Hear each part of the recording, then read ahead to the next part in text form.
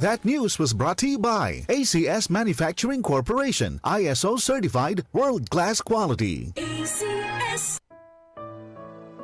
Pagbasa sa Aklat ng Kawikaan, Kabanata 13, Talata 1 hanggang 25. Ang anak na may unaway nakikinig sa kanyang ama, ngunit walang halaga sa palalo ang paalala sa kanya. Natatamo ng mabuti ang bunga ng kanyang kabaitan, ngunit ang ninanasan ng masama ay puro karahasan. Ang maingat magsalita ay nag-iingat sa kanyang buhay, ngunit ang taong madaldal ay nasasadlak sa kapahamakan. Ang tamad ay nangangarap ngunit hindi natutupad, ang hangarin ng masikap ay laging nagaganap. Ang taong matuwid ay namumuhay sa kasinungalingan, ngunit ang salita ng masama ay nakakahiyang pakinggan. Ang mabuti iniingatan ng kanyang katuwiran, ngunit ang masamay ipinapahamak ng likong pamumuhay. May taong nagkukunwang mayaman subalit wala naman, ngunit ang iba'y nag-aayos mahirap bagaman sila ay mayaman. Ang yaman ng isang tao ay pantubo sa kanyang buhay, ngunit sa isang mahirap, ito ay hindi nakababahala. Ang matuwid ay tulad ng maningning na ilaw, ngunit ang masama ay lamparang namamatay.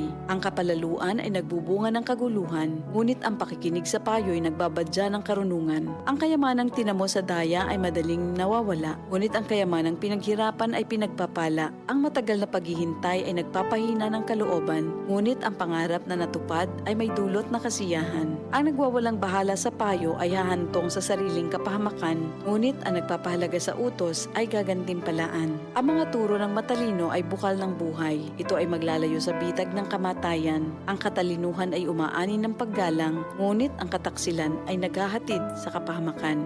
Ang katalinuhan ng isang tao ay nakikita sa kanyang gawa. Sa kilos ay nakikilala ang taong walang unawa. Ang masamang tagapagbalita ay lumilikha ng kaguluhan, ngunit ang mabuting tagapamagitan ay lumulutas ng alitan. Kahihiyan ng kasasadlakan ng hindi nakikinig sa saway, ngunit ang tumatanggap ng payo ay mag-aani ng karangalan. Ang pangarap na natupad ay may dulot na ligaya, ngunit ayaw iwan ng masama ang kasamaan niya. Ang nakikisama sa may unawa ay magiging matalino, ngunit ang kasama ng mangmang ay masusuong sa gulo. Ang hinaharap ng masama ay kahirapan sa buhay, ngunit sagana ang pagpapalang sa matuwid ay naghihintay. Ang matuwid ay nag-iiwan ng pamana hanggang sa kaapu-apuhan, at sa matuwid na uuwi ang naipon ng isang makasalanan. Ang bukid ng mahihirap may pangakong kasaganaan, ngunit ito'y nasasayang dahil sa kawalan ng katarungan. Mapagmahal na magulang, anak ay dinidisiplina. Anak na di napapalo, di mahal ng magulang. Ang matuwid ay sagana sa lahat ng kailangan, ngunit ang masama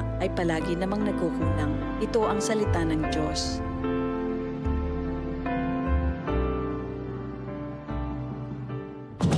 ₱65 radio stations nationwide.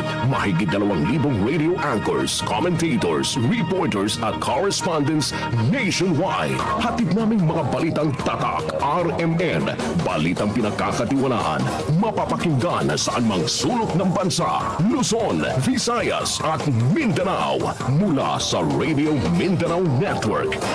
Ang totoong Nationwide Network. Number 1.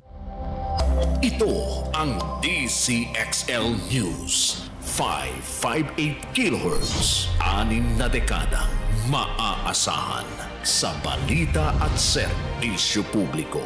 Ang himpilan ng RMN Network sa Mega Manila. Live sa radyo at online.